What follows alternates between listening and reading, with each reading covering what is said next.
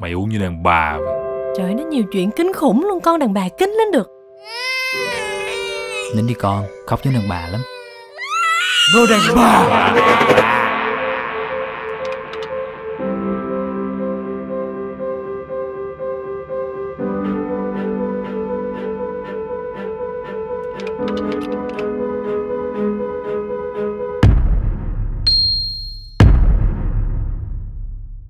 Mày uống như đàn ông vậy. Trời, con nói nhiều chuyện kính lên được á. Ý như đàn ông. Nín đi con, khóc với đàn ông lắm. Đồ đàn ông. Ok, trả lời lại câu hỏi nha. Xem nào. Trước hết bạn cần lùi lại một bước. Thêm chút nữa. Đúng rồi đó. Xin chút ánh sáng nào. Tốt rồi. Sẽ khách quan nếu chúng ta bắt đầu bằng bộ não con người chứ. Mọi cảm xúc, trí tuệ, tư tưởng và khả năng kiểm soát cơ thể đều xuất phát từ đây. Trước đây khoa học cho rằng cấu trúc não của nam và nữ khác nhau dẫn đến sự khác nhau giữa hai giới. Phụ nữ phát triển hệ thống vận hành cảm xúc limbic, trong khi nam giới thích ứng tốt hơn cho khả năng vận động và nhận thức về không gian. Nhưng tự nhiên rất công bằng.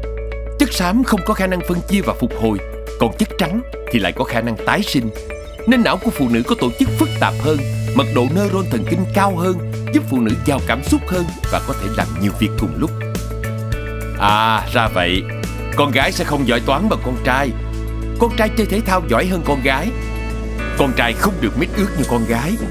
Con trai phải chơi xe ô tô màu xanh, con gái nhất định phải chơi búp bê màu hồng. Một cách tự nhiên, bạn thấy những quan niệm hay thói quen này trở nên hết sức bình thường mà không biết rằng đó là những thành kiến phân định giới tính lâu đời. Tháng 10 năm 2015, bằng việc sử dụng máy quét MRI trên 1.400 đối tượng tham gia, nhóm nghiên cứu tại Đại học Israel đã đưa ra kết luận rằng hầu hết các bộ não thực tế đều là dạng phối hợp giữa hai cấu trúc não nam và não nữ. Nên chung quy lại, bộ não ở cả hai giới đều có cấu tạo tương đồng. Hơn nữa, bộ não của chúng ta không phải là thứ bất biến, mà nó có khả năng tái cấu trúc tuyệt vời để thích nghi và đáp ứng yêu cầu từ tác động bên ngoài. Bạn thấy đó, bộ não của hai giới không khác nhau như đa số nhiều người vẫn nghĩ. Đàn ông không đến từ sao Hỏa, đàn bà chẳng phải từ sao Kim. Có lẽ ta chỉ đang gượng ép dán các nhãn giới tính lên tư duy để phục vụ cho những lợi ích riêng mà thôi. Đùa thôi, bật đèn lên nào. Còn nhiều điều thú vị nữa đang chờ được tiết lộ mà. Thế còn về thể lực thì sao? Nếu nhìn vào bảng thống kê kỷ lục thế giới các kỳ Thế vận hội Olympic, không khó nhận ra rằng thành tích của các vận động viên nữ chỉ đạt khoảng 90% so với các vận động viên nam trong cùng nội dung. Điều này là do hai chỉ số quan trọng của cơ thể, lượng hemoglobin để trao đổi oxy và tỷ lệ cơ bắp ở vận động viên nữ chỉ bằng 89% và 85% vận động viên nam. Xuất phát từ cấu tạo cơ thể vốn được phát triển cho mục đích vận động khác nhau từ xa xưa. Tuy nhiên, đấu trường Olympic có thể chỉ dành cho một số vận động viên đỉnh cao. Còn trong đời sống thường ngày thì sao? Bạn từng nghe về một vận động viên có khả năng mang tạ nặng 10 kg trên người suốt 280 ngày liên tục không nghỉ ngơi, trong tình trạng cơ thể luôn mệt mỏi, bỏng rát và hệ tiêu hóa gặp nhiều khó khăn chưa? Không được trao tặng bất kỳ huy chương nào. Tất cả đồ đàn bà mà bạn vẫn gọi đều có sức mạnh không tưởng này khi mang thai.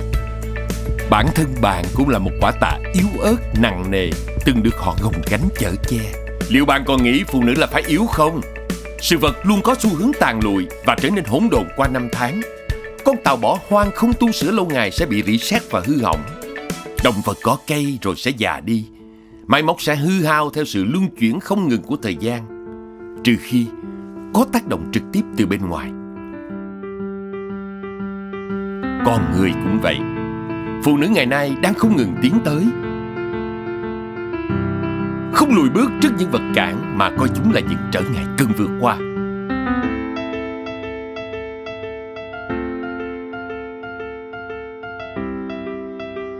Giữ vững thái độ, vượt lên trên tất cả những lời giễu cợt chỉ trích. Trong một xã hội mà phụ nữ vẫn chưa được công nhận khả năng đúng mức, họ biết rõ giá trị của mình,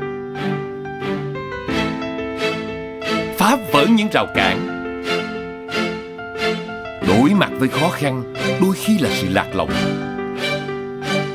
Với đầy đủ trí tuệ, tài năng và bản lĩnh, họ không để ai gắn mác bản thân, chẳng ngần ngại sải những bước chân đạp lên những định kiến lỗi thời, những giới hạn của môi trường.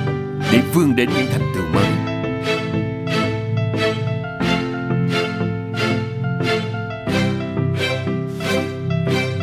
Liên tục nỗ lực đẩy lùi các giới hạn bản thân. Vẻ đẹp của sự vận động, không để điều kiện trói buộc khả năng, để rồi tỏa sáng rực rỡ. Sức mạnh thật sự không đến từ cơ bắp. Vốn dĩ đàn bà không gì khác hơn một danh từ chỉ giới tính nữ. Nếu ta còn dùng từ này theo cách cũ thì tư duy ta sẽ mãi còn bị trói buộc vào định kiến. Nếu bạn yêu thương và tôn trọng những người phụ nữ quanh mình, hãy thay đổi một thói quen nhỏ như là cách dùng từ đàn bà. Ngôn ngữ đúng, tư duy đúng, tư duy đúng, ngôn ngữ đúng.